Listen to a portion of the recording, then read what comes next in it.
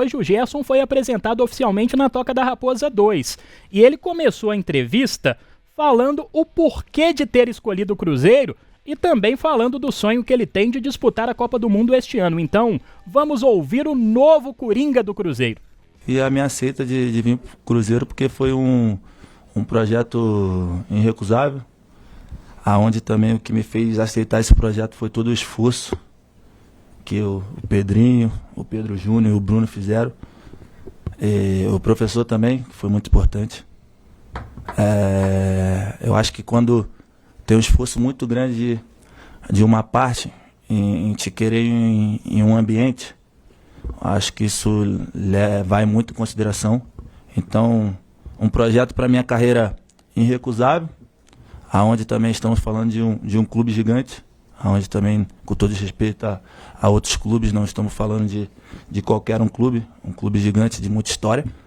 Então, eu estava de férias, cheguei aqui de férias.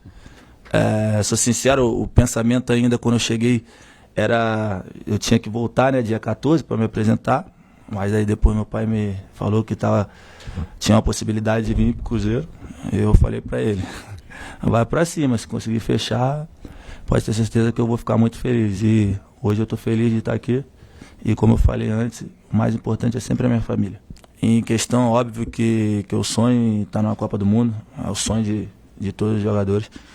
E como eu falei antes, o projeto Cruzeiro me deixa muito mais próximo disso. Óbvio que eu tenho que fazer o meu trabalho em campo, até porque aqui no Cruzeiro eu estou tendo toda a estrutura para isso. Tá aí o Gerson falando justamente sobre o projeto Cruzeiro, né? O porquê de ter escolhido o Cruzeiro, não só em termos competitivos, é um clube que se movimentou muito bem no mercado desde o ano passado, que tem a perspectiva de voltar a ser protagonista no futebol nacional e internacional, de buscar títulos em 2026, não só por isso, mas o Gerson também tem o sonho de disputar uma Copa do Mundo e o Cruzeiro, por que não, pode levar o Gerson a alcançar esse sonho, né, Léo? Mas aí vai depender também dele, né? Então ele vai ter que jogar bem. Não adianta vir e tal, o clube, o time estar bem e ele individualmente não render. Porque quando um time rende, né, mas um cara não rende, isso dá para você perceber com muita facilidade. O time tá jogando, mas tem um que não joga, que erra tudo e tudo mais. Então, fica muito fácil de você observar. Mas é claro que o Gerson é um jogador, primeiro, que veio para ser titular, né? Ele, para mim, é craque. Tem gente que fala que eu exagero. Para mim, não é exagero, não. É um jogador completo, que joga em qualquer posição do meio de campo. O Gerson, por exemplo, ele, quando está com a bola dominada, dificilmente um adversário chega e toma a bola dele com facilidade. Ou seja, no momento ali de uma certa tensão, vai cair a bola no pé dele, ele vai conseguir esfriar o jogo. Se tiver que marcar, ele vai marcar também. Se tiver que brigar, ele briga igual, você vai se lembrar que ele deu um cruzado, né, no Varela, que é o lateral direito do Flamengo. Então, é um jogador comprometido, né, onde ele está, que quer vencer. E o projeto que ele se refere é porque o Cruzeiro quer vencer. E todo jogador, né, que já tem no seu DNA títulos, né, que gosta de vencer, o camarada se atrai com certeza de vir jogar no Cruzeiro. Então é isso aí, sorte ao Gerson e que ele consiga recuperar o tempo perdido aí, porque foi uma grande bobagem que ele fez ter ido lá para a Rússia. Agora vamos aguardar. Embora ele tenha até falado, né, sobre essa passagem lá, depois fizeram um levantamento, Matheus. Em 15 jogos lá, ele jogou 11 e aí fez 2 gols, né? Mas isso aí são números que para o Gerson, sabe, são números insignificantes, porque ele é um jogador muito acima da média. Muito acima da média. Eu concordo contigo, viu, Lélio? O Gerson, de fato, nos moldes do futebol brasileiro, pode ser considerado um craque, sim. Não deu certo na Europa, aí são outros 500, mas é uma outra conversa. Que ele não deu certo? Do Olympique de Marseille, ele jogou. Ele era titular com o Sampaoli. Sabe? Na Roma, talvez ele fosse muito novo, e foi pra lá muito novo. Depois que ele saiu do Fluminense. Igual ele se lembrou, lá na Fiorentina eu era titular. Verdade. Entendeu? Então, agora, no Zenit não tem nem o que discutir. Foi uma bobagem que ele fez. Foi um erro, foi uma decisão equivocada que ele tomou e agora quer ter essa correção de rota e o Cruzeiro se apresenta neste momento como um lugar muito adequado para ele recuperar, como eu disse, esse tempo perdido até mesmo, né, pela formatação do time do Cruzeiro. E, bom, aí vai caber ao Tite onde vai colocá-lo para jogar, mas para mim não há muito o que discutir, ele vai ser titular do Cruzeiro.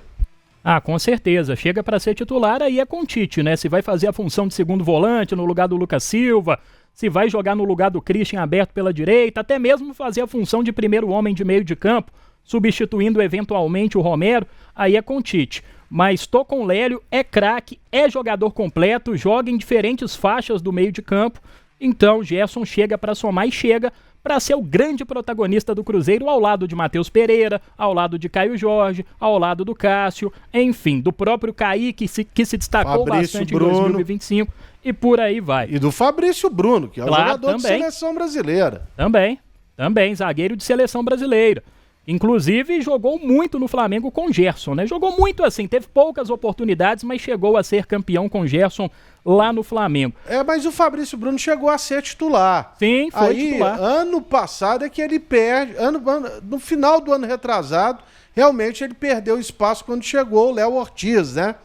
Talvez no segundo semestre, por aí, mas o Fabrício Bruno, durante um bom tempo, ele foi titular do Flamengo também. Exatamente. E em uma zaga que tem Léo Ortiz e Léo Pereira, difícil você bater de frente, né?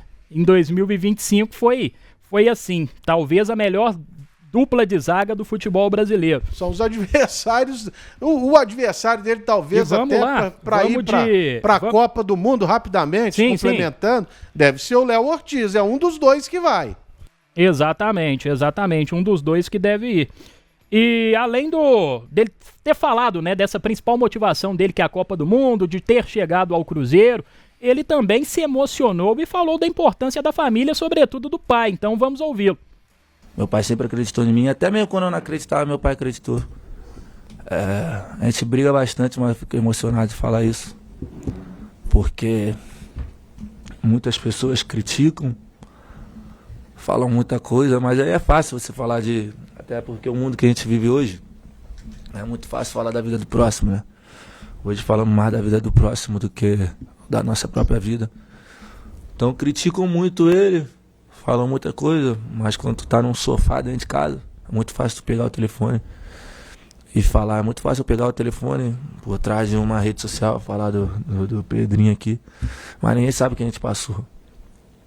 Ele tava comigo quando a gente não tinha nada o que comer em casa. Não vai ser agora que eu vou abandonar ele. Tamo junto até o final.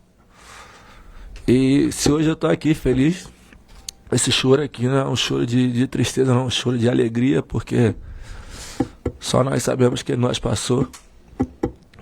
E hoje eu posso dar uma vida boa pra minha família, posso dar uma escola digna pra minha filha. Então, se hoje eu tô aqui, agradeço meu pai. Primeiro a Deus e depois meu pai. Acho que é isso. É muito fácil falar da vida do próximo, muito fácil criticar, muito fácil pegar o telefone e fazer um vídeo. Mas ninguém tava comigo. Quando eu chegava em casa eu não tinha o que comer. Ele tava. Minha mãe tava, minhas irmãs estavam. Então o que eu puder fazer pra ajudar minha família eu vou fazer. Podem falar o que quiser. Eu não ligo. Minha prioridade vai ser sempre minha família. Então, pode ter certeza que esse choro aqui não foi um choro de tristeza, não.